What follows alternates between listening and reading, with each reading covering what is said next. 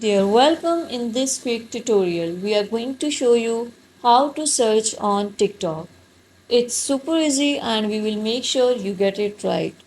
Just make sure you are logged in and using the latest version. Make sure to watch the complete video and follow each step carefully to avoid forgetting anything and making mistake. Okay, we are going to know that how to search on TikTok. Please click on the TikTok app. Now you can see the search option at the right top corner.